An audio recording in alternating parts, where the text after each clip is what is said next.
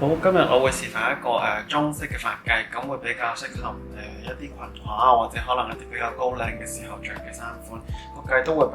比喺後邊多少少嘅。你就要將頭髮前半同後半，耳仔對耳仔，將佢前半同後半嘅頭髮分開，幫佢先固定。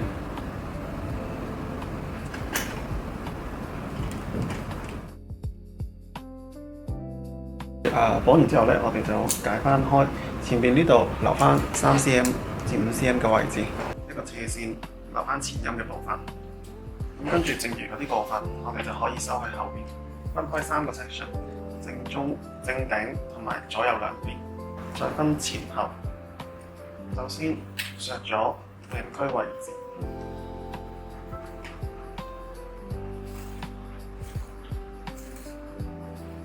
再攤翻開，跟度有需要噴啲咁多 spray，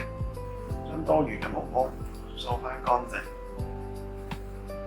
每梳一下，前邊再拉一拉，做一做啲紋理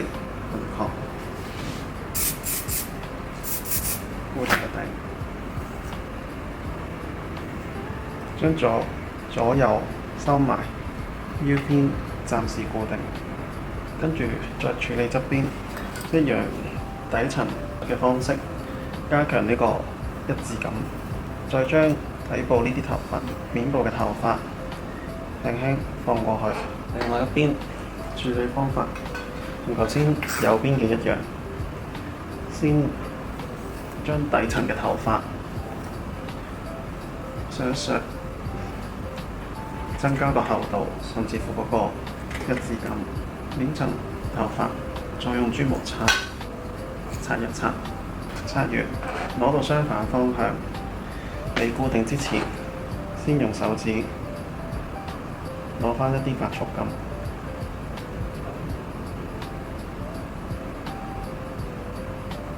同我哋上邊呢度做返一個一致性，再用 U 編，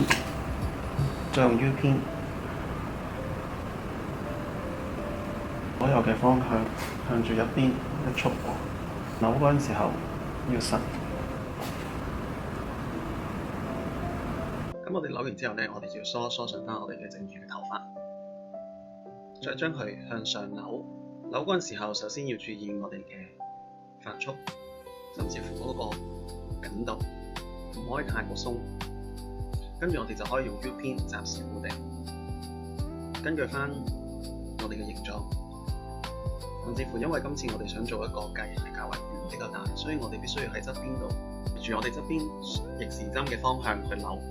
咁有需要嘅話，暫時我哋要用一個長嘅 U 編去固定，因為較為呢個髮髻會比較大，所以短嘅 U 編嘅話未必可能插到落去長筋位。咁要固定得比較好嘅話，我哋就必須要有一個較為長嘅 U 編，跟住我哋再調整一下，剩餘嘅髮尾我哋就可以一次過收埋落去個髮髻底部啦。跟住我哋就處理我哋嘅前音部分啦。咁首先我哋可以處理咗我哋較為頭髮比較多嘅部分先。我哋首先亦都要削一削我哋嘅根部，令到我哋嘅髮根會變得比較蓬鬆，甚至乎有力。但係削嗰陣時候，我哋必須要注意就係力度，千祈唔好太大力，因為太大力嘅話咧，亦都會令到我哋嘅頭髮太多一啲咁嘅毛毛走出嚟。咁跟住我哋都梳翻順我哋所有嘅頭髮嘅表面嘅部分。咁甚至乎放落去嘅時候咧，我哋小心都唔可以過後落得以免我哋兩邊嘅額頭會過高。咁所以我哋一定要首先向下，經過我哋嘅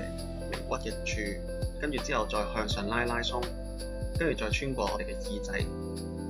咁樣做，我哋就可以修正翻我哋面上面嘅一啲輪廓，令到我哋嘅面變得較平啲，甚至乎喺側邊睇落去，我哋嘅形狀都會較為靚。跟住我哋處理埋另外一邊頭髮比較少嘅部分啦。咁同頭先嘅方法都係一模一樣。首先我哋嘅髮根部分都要較為輕削。其實削嘅原因，除咗令到佢有一個較為比較蓬鬆嘅狀態下，甚至乎亦都會比較好控制。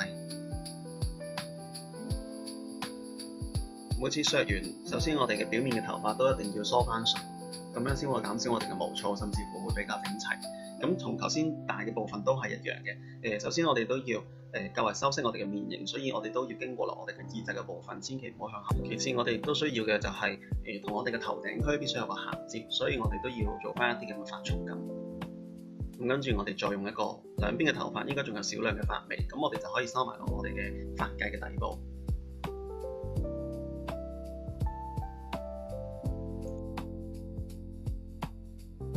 收完我哋嘅髮尾之後，我哋整體都要再做一個 balance， 永遠都係我哋嘅計希望係較為圓，咁所以我哋必須要睇一睇一啲部分缺少嘅部分而進行一個調整。